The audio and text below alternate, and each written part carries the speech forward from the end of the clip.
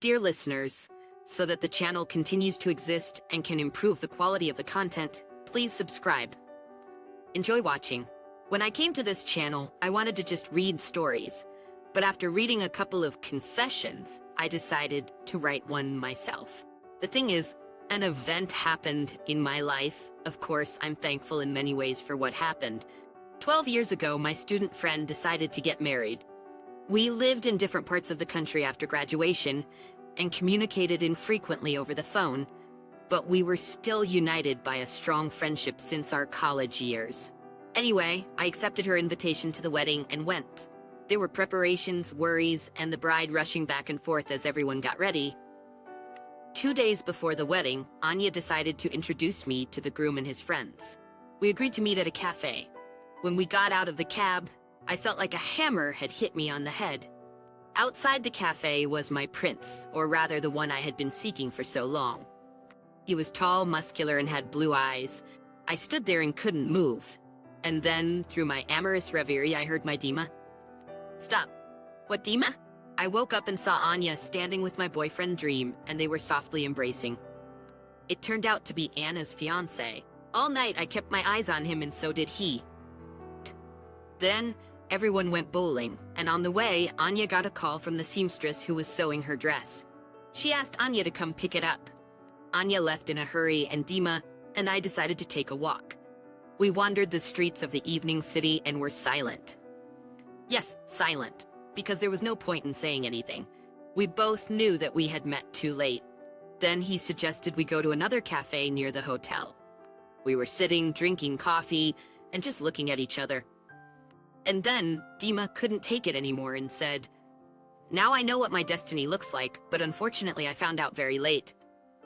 Dima gently kissed my palms and I said, "Let's get a hotel room." Yes, I know I shouldn't have said that, but I did. We spent that night together. In the morning, we agreed that no one would know about that night, and Dima was in agreement. Then, he said that he didn't want to break up with me and that he would definitely think of something. We agreed that it would be our little secret. The wedding went on, and we had fun. I went home. Of course, I couldn't get Dima out of my mind. Sometimes I thought, my God, I'm 27 and I fell in love like a girl. And with whom? With the husband of my friend. He called me after a month and told me he had an idea. He got a job hauling cargo metal across the country, and since he had served in the paratroopers, they took him on as a security guard with no problem. Let me point out that there is a steel mill in my town. In my town, there is a mill where these shipments come in. This is where my story with Dima began. He would visit me for a week, every 2 months. At first, we rented an apartment, but then Dima brought money and we bought a studio apartment. He would also bring gifts and call me his wife. Our romance lasted for 6 years, and we even went to the sea a couple of times. With Anya, things were going well, except for one thing. We couldn't have children. Doctors said that Dima was the problem, but it was also my problem because I was already 34 years old and I wanted to be a mother.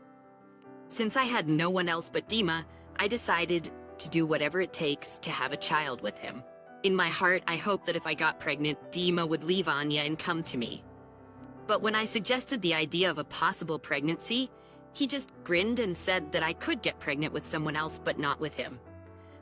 I did all the necessary tests and consulted with a doctor. I even took a course of hormones. Dima was convinced that he was infertile, so he rarely used contraception. After a year of hard work, I finally got pregnant. I was over the moon, but I didn't tell Dima over the phone. I wanted to wait for him to come home. When he did, instead of being happy, he called me a fool and asked why I didn't like him. He couldn't understand how he was any different from the other men I had been with. I told him the truth, but he brushed me off and left. He was gone from my life forever. I was hurt and scared. It's been 6 years now, and my daughter is growing up. She looks just like her father, but she doesn't know him. To her, Dima is just her godfather. She doesn't know that he is her biological father. Dima and Anya moved to Israel 5 years ago. A year ago, Anya and I connected on social media. They are doing well, but they still don't have children. After Anya told Dima about our daughter, he said that she was beautiful. I also told him that she was his own daughter and that the problem was more with Anya than with him. He wrote back saying that my attempts to tie him down with someone else's child were useless. That night, Anya called me and told me that she had seen our correspondence. She knew that our daughter was Dima's and that the problem was actually with her. She couldn't give birth because of an early abortion. She said that if Dima found out, he would leave her. It was up to me to decide whether or not to tell him. It's been a year now and I still haven't told him. I thought about writing to him right away, but I couldn't bring myself to do it.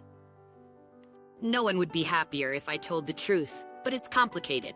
Anya has Dima, and I have a part of him, our daughter Sophia. These contradictions tear me apart. Comments: Natalie, author, I don't think you're right that no one will be happier when they know the truth. Especially you alone should not decide whether a father knows about the existence of his only child and whether to give his child the happiness of having a full family and a loving father. You just have to tell Dimitri the truth, Maria. It's disgusting to even comment. You can't build happiness on someone else's misfortune. Is it possible that she betrayed her best friend right before the wedding? And her husband is a scoundrel too. Kalai, here I read such stories and just get so disgusted. Once again, I'm convinced that women's friendship does not exist. It's just banal envy of the author towards her friend. And everything else is just an excuse. Well, the man is well settled, quietly slept with 2 girlfriends, lived for his own pleasure.